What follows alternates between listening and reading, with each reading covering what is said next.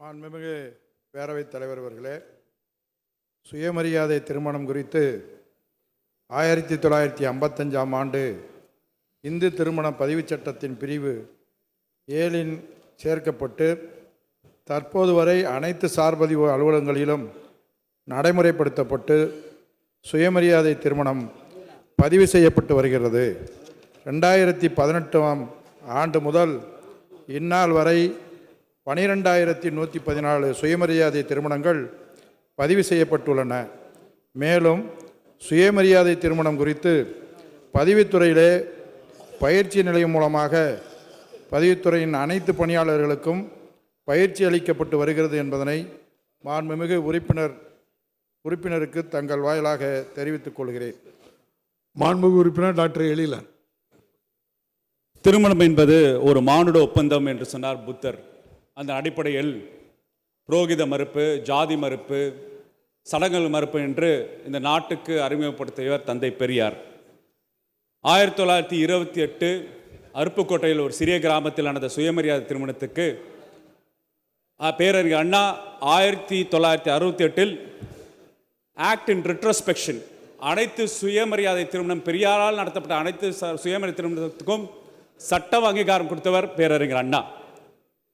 இந்த சட்டத்தின் அடிப்படையில் உச்சநீதிமன்றம் 2023ஆம் ஆண்டு தமிழ்நாட்டு நிறைவேற்றிய சுயமரியாதை திருமணத்தை பாராட்டி பெற்றோர்கள் அனுமதி தேவையில்லை, பொதுவெளியில் திருமணம் அமைக்கிறதுக்கான வழிமுறை தேவையில்லை, உகந்த சான்றிதழ் கொடுத்தால் திருமணம் பண்ண வேண்டும் என்று பல்வேறு சட்ட முன்னடவடிக்கைகள் கொடுத்த பின்பும் சில சார்பதிவாளர்கள் தங்களோட சமூக சூழலில் அடிப்படையில் கொண்டு பல்வேறு இடர்பாடுகள் சுயமரியாதை திருமணம் நடத்துறதுக்கான தடைகள் சூழல் ஏற்படுகிறது. முக்கியமாக ஆணோ பெண்ணோ பட்டியல் சமூகத்தை சேர்ந்தால் பல வகையான தடைகள் ஏற்படுறதுக்கான நிலை ஏற்படுது.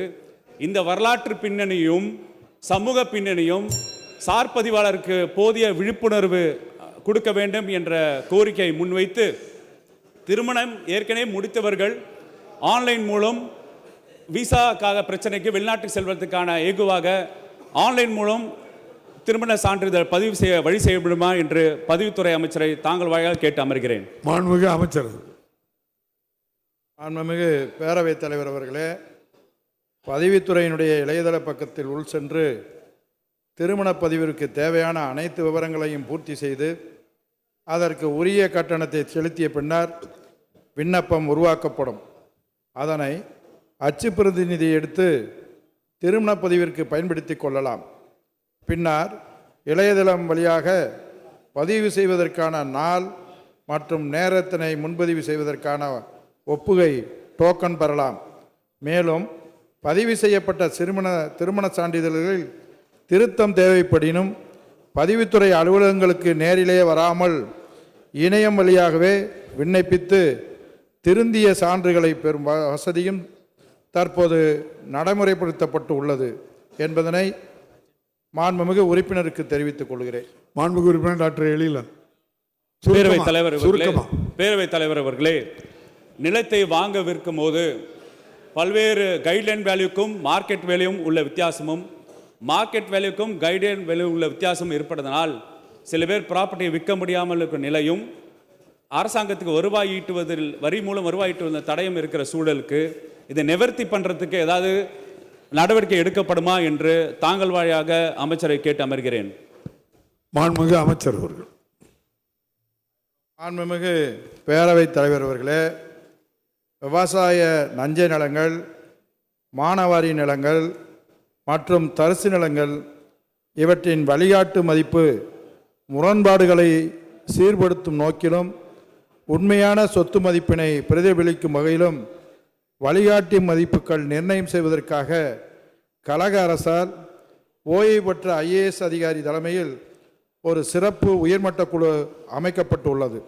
அக்குழுவானது அத்தகைய இடங்களுக்கு நேரிலே சென்று தள ஆய்வு செய்து வழிகாட்டு மதிப்பை ஆராய்ந்து பதிவுத்துறை தலைவருக்கு அறிக்கை அளிக்கும். அந்த அறிக்கையானது மாவட்ட ஆட்சித்தலைவர் தலைமையிலான துணைக்குழு சப்கமிட்டி பரிந்துரைக்கப்பட்ட பின்னர் பதிவுத்துறையினுடைய தலைவர் தலைமையிலான மையக்குழுவின் ஜெனரல் வேல்யூஷன் கமிட்டி ஒப்புதல் பெறப்பட்டு முரண்பாடுகள் களையப்பட்டு வழிகாட்டி மதிப்பு சீரமைக்கப்படுகிறது என்பதனை மாண்புமிகு உறுப்பினருக்கு தெரிவித்துக் கொள்கிறேன்.